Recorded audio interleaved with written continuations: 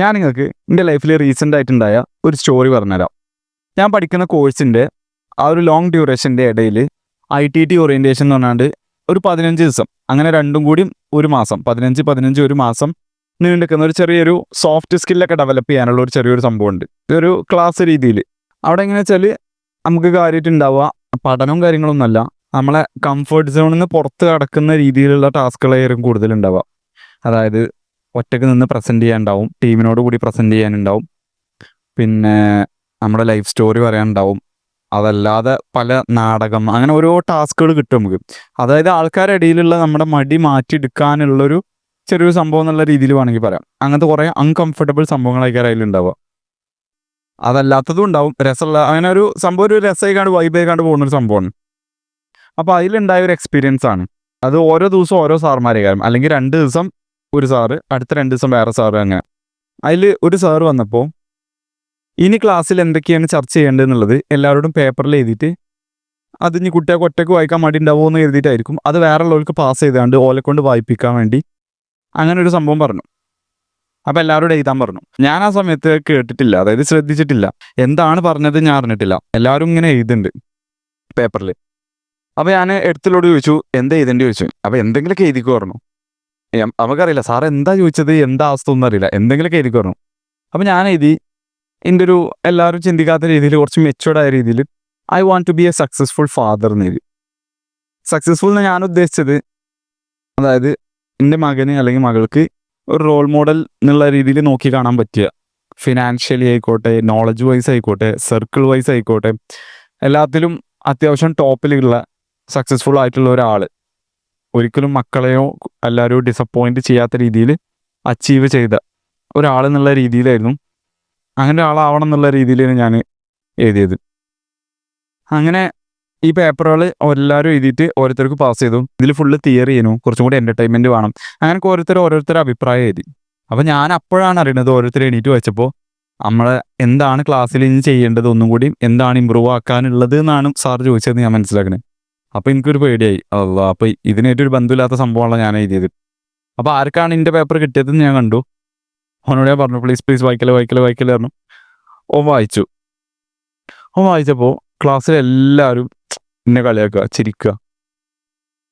അപ്പോൾ ഞാൻ ചിന്തിച്ചു, സംഭവം ശരിയാണ്, ഞാൻ ചെയ്തത് പൊട്ടത്തരാണ്, ആ സന്ദർഭമായിട്ട് ബന്ധമില്ലാത്ത കാര്യമാണ് എഴുതിയത്. ബട്ട് ഈവൻ ദോ ഞാൻ എഴുതിയതൊരു മോശം കാര്യമാണോ? ഭാവിയിൽ വരാൻ പോകുന്ന സംഭവം തന്നെയാണ് family, if I M alive.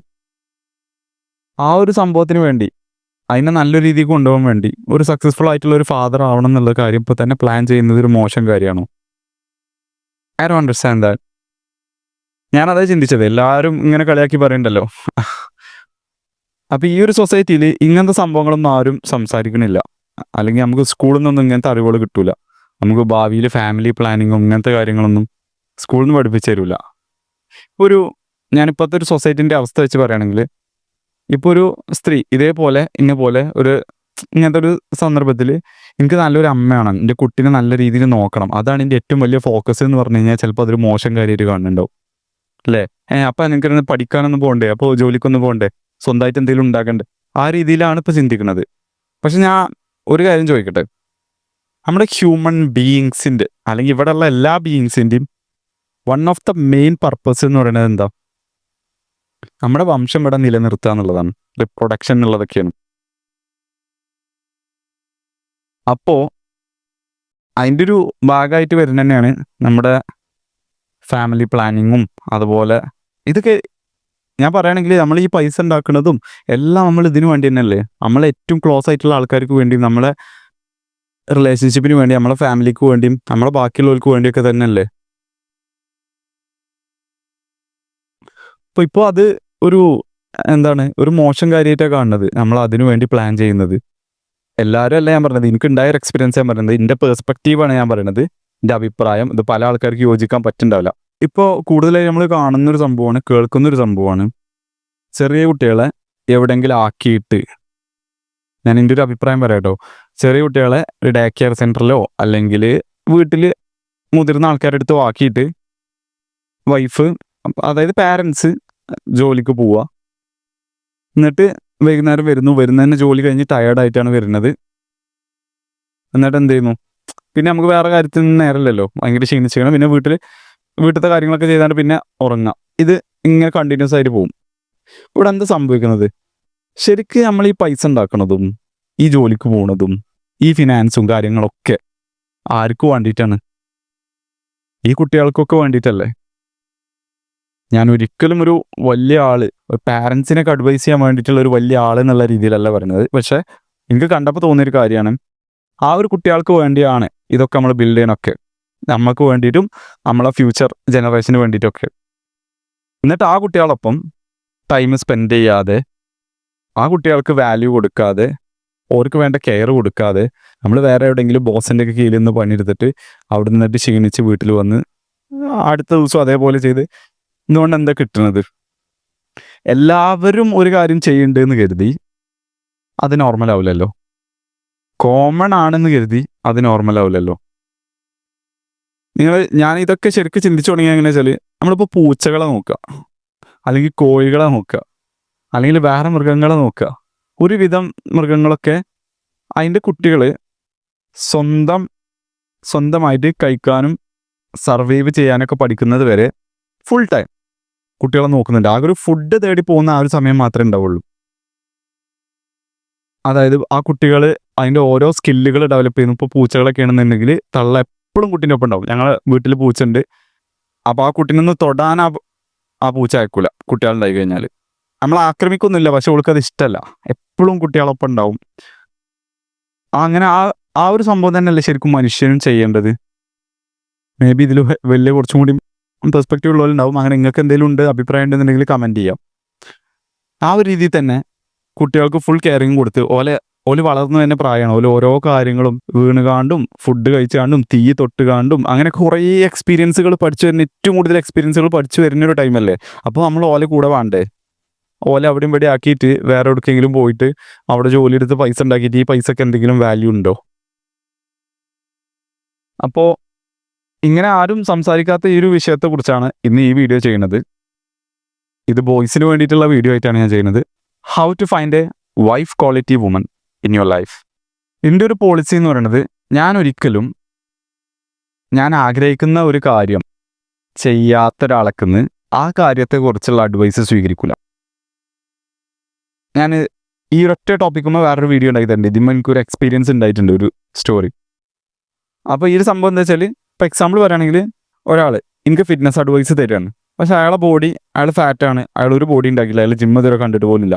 എന്നിട്ട് അയാൾ എനിക്ക് ഫിറ്റ്നസ് അഡ്വൈസ് തരികയാണെന്നുണ്ടെങ്കിൽ, ഡയറ്റിനെ കുറിച്ചോ ഫുഡിനെ കുറിച്ചോ ബോഡിനെ കുറിച്ചോ ഒന്നും അറിയാത്ത ഒരാൾ എനിക്ക് ഫിറ്റ്നസ് അഡ്വൈസ് തരികയാണെങ്കിൽ ഞാനത് കേൾക്കേണ്ട ആവശ്യമുണ്ടോ? ഈവൻ ഓൻ എത്ര മെയിനായിട്ട് പറയുകയാണെങ്കിലും, വലിയ ഗൗരവത്തോട് പറയുകയാണെങ്കിലും ഞാൻ കേൾക്കേണ്ട ആവശ്യമുണ്ടോ? ഇല്ല. ഓനത് ചെയ്തിട്ടില്ല, അപ്പം ഞാനത് മൈൻഡ് ചെയ്യില്ല. ഇതുപോലെ എനിക്ക് കുറേ ആൾക്കാർ അഡ്വൈസ് തരലുണ്ട്. ഈ വീഡിയോ അങ്ങനെ ആക്കി നോക്ക്, ഇതിങ്ങനെ ആക്കി നോക്ക്, അങ്ങനെ ചെയ്ത് നോക്ക്, ഇങ്ങനെ ചെയ്ത് നോക്ക്. ഓരോ ഡിസ്റെസ്പെക്ട് ചെയ്യൊന്നുമില്ല, ജസ്റ്റ് ഇന്ന് തലയാട്ടിയിട്ട് എന്ത് ചെയ്യും, ഞാനത് അപ്പം തന്നെ ഒരു ചെവി കൂടെ കേട്ട് അപ്പുറത്തെ ചെവി കൂടെ വിട്ടാണ് ഞാൻ പോകും. പക്ഷേ അത് ഓൾറെഡി ചെയ്തൊരാളാണ് എനിക്ക് തരുന്നതെന്നുണ്ടെങ്കിൽ ഡെഫിനറ്റ്ലി ഓല് പറയുന്ന പോയിന്റ് ഞാൻ ശ്രദ്ധിച്ച് കേൾക്കും. ഓക്കെ, അപ്പോൾ അതേപോലെ നിങ്ങൾ ഇപ്പോൾ ഈ ഒരു വീഡിയോയിൽ ഞാനൊരു ക്വാളിറ്റി പാർട്ട്ണറിനെ അല്ലെങ്കിൽ ഒരു വൈഫ് ക്വാളിറ്റി വുമൺ എങ്ങനെ നിങ്ങളുടെ ജീവിതത്തിൽ കണ്ടുപിടിക്കാമെന്ന് ഞാൻ പറഞ്ഞു തന്നെ. അപ്പോൾ അത് ഞാൻ ചെയ്തിട്ടില്ല, ഇതുവരെ ചെയ്തിട്ടില്ല എന്ന് പറയാൻ കാരണം ഞാനൊരു 21 വയസ്സുള്ള ഒരു ആൺകുട്ടിയാണ്, ഐ എം നോട്ട് മാരീഡ്. അപ്പോൾ അതിനെക്കുറിച്ച് അങ്ങനെ കാണുമ്പോൾ ഞാനത് ഓൾറെഡി ചെയ്ത ഒരാളല്ല. അപ്പോൾ ഇതിൻ്റെയൊക്കെ അഡ്വൈസ് സ്വീകരിക്കണമെങ്കിൽ നിങ്ങൾക്കൊരു അർത്ഥം ഉണ്ടാവില്ല. അപ്പം അങ്ങനെയാണ് നിങ്ങൾക്ക് ഫീൽ ചെയ്യണമെന്നുണ്ടെങ്കിൽ definitely you don't have to watch this video. Close ചെയ്യാം. പക്ഷേ ഇത് ഞാൻ എൻ്റെ അറിവ് പറഞ്ഞുതരല്ല. നമ്മളെ റോൾ മോഡലേക്കാണ്ട് വലിയ വലിയ ആൾക്കാർ, ഇത് ഓൾറെഡി അക്കംപ്ലിഷ് ചെയ്ത ആൾക്കാർ, നമുക്ക് തന്ന ആൾക്കാരൊക്കെ നമ്മൾ പഠിച്ച അറിവുകൾ അല്ലെങ്കിൽ അങ്ങനെയുള്ള ആൾക്കാർ നമുക്ക് തന്ന അറിവുകൾ ആണ് ഞാൻ ഈ വീഡിയോയിൽ ഷെയർ ചെയ്യുന്നത്. Is that fair? ഞാൻ എൻ്റെ എക്സ്പീരിയൻസ് അല്ല പറയണത്, ഞാൻ എൻ്റെ ഒരു ഇതല്ല പറയണത്. ശരിക്കും അത് ചെയ്ത ആൾക്കാരുടെ നോളജാണ് ഞാൻ ഷെയർ ചെയ്തിരുന്നത്. ഞാൻ ഉൾപ്പെടെ ചെയ്തിരുന്ന ഒരു മിസ്റ്റേക്കാണ്. ഒരു യങ് ഏജിൽ, ഒരു 15 തൊട്ട് അങ്ങോട്ടൊക്കെ, അത് യെസ്, നമ്മൾ ഹ്യൂമൻ ബീയിങ്സ് ആണ്, നമുക്ക് ഓട്ടോമാറ്റിക്കലി ഇമോഷൻസ് ഉണ്ടാവും. അപ്പോൾ ഈ ബോയ്സ് തന്നെ ഈ റിലേഷൻഷിപ്പിൽ അല്ലെങ്കിൽ സ്കൂളിൽ എന്നൊക്കെ പറയുന്നത് ഒരു മെയിൻലി ആ ഒരു ടൈം എന്ന് പറയുന്നത് നമ്മൾ അഡോൾസൻ ടൈം എന്നൊക്കെ പറയുന്നത് ഭയങ്കര ഡോപ്പമീനും അഡ്രിനാലിനൊക്കെ ഉള്ള ഒരു ടൈമാണല്ലോ. അപ്പോൾ ആ ഒരു ടൈമിൽ നമ്മളൊക്കെ എന്ത് ചെയ്യുന്നുണ്ടാവും, ഒരുപാട് ആൾക്കാർ ഗേൾസിനെ ചേസ് ചെയ്തിട്ടുണ്ടാവും. ചേസ് ചെയ്യാന്ന് ഉദ്ദേശിക്കുന്നത് ഒരു റിലേഷൻഷിപ്പിന് ശ്രമിച്ചിട്ടുണ്ടാവും ഒരുപാട് ആൾക്കാർ, അല്ലെങ്കിൽ മനസ്സിലൊരു ആഗ്രഹമെങ്കിലും ഉണ്ടായിട്ടുണ്ടാവും. എനിക്കെന്താ പറയാനുള്ളത് വെച്ചാൽ അതൊരു മിസ്റ്റേക്കാണ്. ശരിയാണ്, അങ്ങനെ ഇതുണ്ടാവും. പക്ഷേ ഞാൻ 2 സംഭവങ്ങൾ പറഞ്ഞുതരാം. ഇതൊരു മോശം രീതിയിൽ എടുക്കരുത്. ഇത് ശരിക്കും ഉള്ളൊരു സംഭവമാണ്. SMV എന്ന് പറഞ്ഞൊരു സംഭവം, സെക്ഷൽ മാർക്കറ്റ് വാല്യൂ. ആ ഒരു മോശം അർത്ഥത്തിൽ അതിനെ കാണരുത് കേട്ടോ. അപ്പോൾ അതെങ്ങനെ വെച്ചാൽ മെന്നിൻ്റെയും അതുപോലെ വുമൻ്റെയും പുരുഷന്മാരുടെയും സ്ത്രീകളുടെയും അട്രാക്റ്റീവ്നെസ് വരുന്നത് വേറെ രീതിയിലാണ്. ഒരു സ്ത്രീയെ വെച്ചാണ്ട് അല്ലെങ്കിൽ ഒരു പെൺകുട്ടിനെ വെച്ചാണ്ട് നോക്കുമ്പോൾ അവളുടെ അട്രാക്റ്റീവ്നെസ് ഏറ്റവും പീക്കിൽ നിൽക്കുന്ന സമയം, ഏറ്റവും കൂടുതൽ ഓലെ ഫിസിക്കൽ അട്രാക്റ്റീവ്നെസ് അല്ലെങ്കിൽ ഓലൊരു ഹെൽത്തി മെയ്റ്റ് എന്നുള്ളത് കാണിക്കുന്ന ടൈം എന്ന് പറയുന്നത് kind of early time, like ഒരു 18 വയസ്സ് തൊട്ട് ഒരു 25 വയസ്സ് വരെ അതിൻ്റെ ഉള്ളിലായിരിക്കും ഏറ്റവും കൂടുതൽ. പക്ക അങ്ങനെ ആവണമെന്നില്ല, പക്ഷെ ജനറലി നമ്മൾ നോക്കുമ്പോൾ അല്ലേ ഏറ്റവും ബ്യൂട്ടിഫുൾ ആയിട്ട് നിൽക്കുന്ന ആ ടൈം അതല്ലേ. ഇനി അതേസമയം നിങ്ങളൊരു ആണിൻ്റെ കേസ് അല്ലെങ്കിൽ ഒരു പുരുഷൻ്റെ കേസ് എടുക്കുമ്പോൾ ഓരുടേത് ഈ SMV എന്ന് പറയുന്നത് ഭയങ്കര ലേറ്റ് ആയിട്ടാണ് വരുന്നത്, ലേറ്റ് ആയിട്ടാണ് പീക്കിലെത്തുന്നത്. ഈ പെൺകുട്ടി ഒരു 18 എത്തുമ്പോൾ തന്നെ ഹൈ വാല്യൂക്ക് എത്തിയിട്ടുണ്ടെന്നുണ്ടെങ്കിലും ഈ ആണിനെ സംബന്ധിച്ച് അല്ലെങ്കിൽ ഈ ചെറുക്കനെ സംബന്ധിച്ച് ഇവൻ എവിടെ എത്തിയിട്ടുണ്ടാവുള്ളൂ, ഇവനൊരു 25 ഒക്കെ കഴിഞ്ഞ് ഒരു 30s ഒക്കെ എത്തി. അപ്പോഴാണ് ഫിനാൻഷ്യലിയും സ്റ്റേബിൾ ആവുന്നത്. നല്ല താടി മീശൊക്കെ വന്ന് നല്ല മാസ്കുലിനായി അത്യാവശ്യം സൈസൊക്കെ വെച്ച് കുറേ നോളജൊക്കെ കിട്ടി, എന്താ പറയുക, ഒരു സ്റ്റേബിൾ കാം ഒരു ഫാമിലിയൊക്കെ ഹാൻഡിൽ ചെയ്യാൻ, അത്യാവശ്യം പ്രഷറൊക്കെ ഹാൻഡിൽ ചെയ്യാനുള്ള ഒരു ലെവലിലേക്ക് എത്തുന്നത് ആ ഒരു ടൈമിലാണ്. അപ്പോൾ ആ ഒരു ടൈം തന്നെയാണ് ഒട്ടുമിക്ക വൈഫ് ക്വാളിറ്റി വുമണും. അതെന്തുകൊണ്ട് അങ്ങനെ പറയുന്നത് വെച്ചാൽ ഈ ഒരു 15, 16, 17 പ്രായത്തിലുള്ളൊക്കെ ചെറിയ പെൺകുട്ടികളൊക്കെ അതിന് മുമ്പായിക്കോട്ടെ, എനിക്ക് തോന്നുന്നത് ലോട്ട് ഓഫ് മെജോറിറ്റി ഈ റിലേഷൻഷിപ്പിൽ വരുന്നതൊരു എന്താ പറയുക ആ ഒരു ഫീലിങ്ങിന് വേണ്ടിയായിരിക്കും, എൻ്റർടൈൻമെൻറ്റ്. കാരണം ഓൾക്ക് ഇങ്ങനെ വാലിഡേഷൻ കിട്ടുകയാണ്, ഓല് നല്ല ഭംഗിയുള്ള ടൈമാണ്, ഓൾക്ക് നല്ല വാലിഡേഷൻ കിട്ടുന്നൊരു ടൈമാണ്. അപ്പോൾ ആ ഒരു എൻ്റർടൈൻമെൻറ്റ് ആ ഒരു ഫീലിങ്ങിന് വേണ്ടി ആയിക്ക് വരുന്നവരുണ്ടാവും. പക്ഷെ ഒരു വുമൺ, ഒരു വൈഫ് ക്വാളിറ്റി വുമൺ, ഒരു ഫാമിലിയൊക്കെ ആയിട്ട് സീരിയസ് ആയിട്ട് പോകാൻ ആഗ്രഹിച്ച് വരുന്നൊരു വുമൺ ഒരിക്കലും എവിടെ എത്താത്ത ചെറുക്കന്മാരല്ല നോക്കുക. ഓർക്ക് വേണ്ടത് ഓലെ കുടുംബത്തിനെ ഭാവിയിലേക്ക് നയിക്കാൻ പറ്റുന്ന, പ്രൊട്ടക്റ്റ് ചെയ്യാനും പ്രൊവൈഡ് ചെയ്യാനും പറ്റുന്ന ഒരു മാസ്കുലിനായിട്ടുള്ള ഒരു ആണിനാണ്. അപ്പോൾ അങ്ങനെയുള്ള അട്രാക്റ്റീവ് ആയിട്ടുള്ള ആണുങ്ങൾ എവിടെ ആയിരിക്കും ഉണ്ടാവുക? ഒരു 25 ഒക്കെ കഴിഞ്ഞ് 30s എത്തി സ്റ്റേബിളായിട്ട് നിൽക്കുന്ന ആൾക്കാരായിരിക്കും ഓൾക്ക് ഏറ്റവും അട്രാക്റ്റീവായി തോന്നുക. അപ്പോൾ അതാണ് ഞാൻ പറഞ്ഞത്, നിങ്ങൾ എന്ത് ചെയ്യുക, നിങ്ങളെ 20സും അതിന് മുമ്പുള്ള ടൈമൊക്കെ നിങ്ങളെ ബിൽഡ് ചെയ്യുക. ഒരിക്കലും ഓപ്പോസിറ്റ് ജെൻഡറോട് സംസാരിക്കേണ്ടെന്നോ ഇൻട്രോവേർട്ടായി നടക്കാനല്ല പറയുന്നത്. സംസാരിക്കുക, ഫ്രണ്ട്സ് ഉണ്ടായിക്കോട്ടെ, അതൊക്കെ ഓക്കെ. പക്ഷെ ഒരു സീരിയസ് റിലേഷൻഷിപ്പൊക്കെ എൻ്റെ അഭിപ്രായത്തിൽ നിങ്ങളൊന്ന് സ്റ്റേബിളായിട്ട് നിങ്ങളുടെ ലൈഫൊക്കെ ഒന്ന് സെറ്റായതിൻ്റെ ശേഷം ചെയ്യണമായിരിക്കും നല്ലത്. കാരണം എന്താ വെച്ചാൽ നിങ്ങൾ ആ ഒരു 30 എത്തുമ്പോഴാണ് ഞാൻ പറഞ്ഞല്ലോ ഈ വൈഫ് ക്വാളിറ്റി വുമൺ നിങ്ങൾക്ക് അട്രാക്ട് ചെയ്യാൻ പറ്റുക എന്ന് പറയുന്നത്. ഇപ്പോൾ നിങ്ങൾ ചെയ്ത് കഴിഞ്ഞാൽ, ഇപ്പോൾ നിങ്ങൾ ഒരു 20, 21 വയസ്സൊക്കെ ആകുമ്പോൾ, ഇപ്പോൾ എൻ്റെ ഒക്കെ ഒരു ഏജ് ആകുമ്പോൾ നമ്മളിപ്പോൾ റിലേഷൻഷിപ്പിൽ ഫോക്കസ് ചെയ്തുകൊണ്ട് നിന്നാൽ നമുക്ക് എന്താ സംഭവിക്കുന്നത്? Actually you attract what you are എന്നാണ്, നോട്ട് വാട്ട് യു വാണ്ട്. അപ്പോൾ നമ്മൾ ആഗ്രഹിക്കുന്നത് ശരിക്കും ഒരു വൈഫ് ക്വാളിറ്റി, നല്ലൊരു റിലേഷൻഷിപ്പ്, നല്ലൊരു പാർട്ട്ണറിനെ ആണെന്നുണ്ടെങ്കിൽ, പക്ഷെ അവിടെ അട്രാക്ട് ചെയ്യുന്നത് നമ്മൾ അതേ ലെവലിലുള്ള ഒരു പാർട്ട്ണറിനെ ആയിരിക്കും. അപ്പോൾ നമ്മൾ ഒരാണിനെ സംബന്ധിച്ച് 21 വയസ്സായപ്പോൾ അവൻ്റെ അട്രാക്റ്റീവ്നെസ് ആയിക്കോട്ടെ, ഫിനാൻഷ്യൽ സ്റ്റെബിലിറ്റി ആയിക്കോട്ടെ, most of the case majority അതിൻ്റെ ഉള്ളിൽ തന്നെ ഒക്കെ റെഡി ആവണമല്ലുണ്ട്. ഫിനാൻഷ്യൽ സ്റ്റെബിലിറ്റി ആയിക്കോട്ടെ, കരീസ്മ ആയിക്കോട്ടെ, ക്യാരക്ടർ ആയിക്കോട്ടെ, ഫ്രണ്ട് സർക്കിൾ ആയിക്കോട്ടെ, ബിസിനസ് ആയിക്കോട്ടെ, എല്ലാം വളർന്നു വരുന്നുള്ളൂ. അപ്പോൾ അങ്ങനെയുള്ള ഒരാൾ, അങ്ങനെയുള്ളൊരു ടൈമിൽ, പക്ഷെ അതേസമയം അതേ ഏജിലുള്ള പെൺകുട്ടി എന്ന് പറഞ്ഞാൽ 21 ഓളെ പീക്ക് ലുക്കിൽ അല്ലെങ്കിൽ പീക്ക് അട്രാക്റ്റീവ്നെസ്സിൽ നിൽക്കുന്ന ടൈമാണ്. അപ്പോൾ ഓർക്ക് അവിടെ ഇഷ്ടം പോലെ ഓപ്ഷൻസ് ഉണ്ടാവും. ഓൾക്ക് ജസ്റ്റ് ഒരു ബ്യൂട്ടിഫുൾ ആയാൽ തന്നെ പല ഹൈ വാല്യൂ മെൻ, ഞാൻ ഈ പറഞ്ഞ പോലെ 30s എത്തിയ സ്റ്റേബിൾ ആയിട്ടുള്ള നല്ല മാസ്കുലിൻ ആണുങ്ങളെ ഓഫറുകൾ വരുന്നുണ്ടാവും, മാരേജ് ഓഫറുകളൊക്കെ വരുന്നുണ്ടാവും. കാരണം ഇവരും പീക്കിലാണ്, അവരും പീക്കിലാണ്. അപ്പോൾ നോക്ക് ആരെ അട്രാക്ട് ചെയ്യുക, ഇവരാണ് അങ്ങോട്ടും ഇങ്ങോട്ടും അട്രാക്റ്റ് ആവുക. പക്ഷെ അതേസമയം നിങ്ങൾ ഒരു 21 ഏജിലൊക്കെ ഇവരെ പോയാണ്ട് പ്രപ്പോസ് ചെയ്യാനും അതുപോലെ റിലേഷൻഷിപ്പിനൊക്കെ ശ്രമിച്ചു കഴിഞ്ഞാൽ മോസ്റ്റ് ഓഫ് ദ കേസ് അത് വർക്ക് ആവണമെന്നില്ല. So this time is for building yourself. എല്ലാ ഏരിയയിലും ബിൽഡ് ചെയ്യാം. എന്നിട്ട് നിങ്ങൾ ആ ഒരു ലെവലിലേക്ക് എത്തുമ്പോൾ, ആ ഒരു 30s എത്തുമ്പോൾ, നിങ്ങളുടെ കാര്യങ്ങളൊക്കെ നിങ്ങൾ ബിൽഡ് ചെയ്തെത്തുമ്പോൾ നല്ലൊരു പാർട്ട്ണർ നിങ്ങൾക്ക് അട്രാക്ട് ചെയ്യാൻ പറ്റും.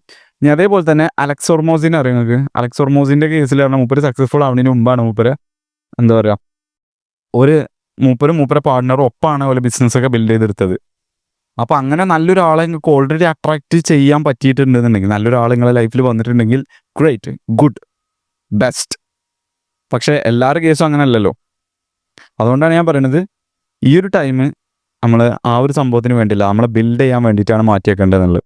ഈ ആണുങ്ങളുടെ അട്രാക്റ്റീവ്നെസ് എന്ന് ഞാൻ ഉദ്ദേശിച്ചത് ജസ്റ്റ് ലുക്ക് മാത്രമല്ല, എല്ലാ വയസ്സിലും ഒരു ഫാമിലിനെ ഒരു ഹെൽത്തി റിലേഷൻഷിപ്പ് മുന്നോട്ട് കൊണ്ടുപോകാൻ പറ്റുന്ന ഒരു പാർട്ണർ ആണെന്ന് തോന്നിക്കുന്ന രീതിയിൽ ഉള്ള ആ അവസ്ഥ, അതിനാണ് ഞാൻ അട്രാക്റ്റീവ്നെസ് എന്ന് ഉദ്ദേശിച്ചത്. അപ്പോൾ ഇവിടെ എന്തൊക്കെയാണ് പ്രശ്നങ്ങൾ എന്ന് പറഞ്ഞാൽ ഞാൻ ഒന്നുകൂടെ പറഞ്ഞുതരാം. ഒന്ന്, നിങ്ങൾ 20s ആ ഒരു ടൈമിലൊക്കെ നിങ്ങൾ നോക്കിക്കഴിഞ്ഞാൽ, അതിന് മുമ്പൊക്കെ നോക്കിക്കഴിഞ്ഞാൽ, റിലേഷൻഷിപ്പിൽ ഫോക്കസ് ചെയ്ത് കഴിഞ്ഞാൽ നിങ്ങളെ പർപ്പസിനെ നിങ്ങൾ മിസ് ചെയ്യും. അതായത് നിങ്ങൾ ഇവിടെ ഡിസ്ട്രാക്റ്റഡ് ആയി കഴിഞ്ഞാൽ, ഇപ്പോൾ നിങ്ങളുടെ മെയിൻ പർപ്പസ് ഉണ്ടല്ലോ, നിങ്ങൾ എന്താണ് ബിൽഡ് ചെയ്തുകൊണ്ടിരിക്കുന്നത് എന്നുള്ളത്, അതിന് നിങ്ങൾ ഡിസ്ട്രാക്റ്റഡ് ആയി. പിന്നൊരു കേസ് എന്ന് പറയുന്നത്, നിങ്ങൾ ഏർലി 20s നിങ്ങളെ പീക്കിൽ എത്തിയിട്ടില്ല. അപ്പോൾ നിങ്ങൾക്ക് വേണ്ട ആളെ ചിലപ്പോൾ നിങ്ങൾക്ക് അട്രാക്ട് ചെയ്യാൻ പറ്റിയെന്ന് വരില്ല. അപ്പോൾ നിങ്ങൾക്ക് സ്റ്റാൻഡേർഡ്സ് കോംപ്രമൈസ് ചെയ്യേണ്ടി വരും, നിങ്ങളെ സ്റ്റാൻഡേർഡ്സ് കോംപ്രമൈസ് ചെയ്യേണ്ടി വരും.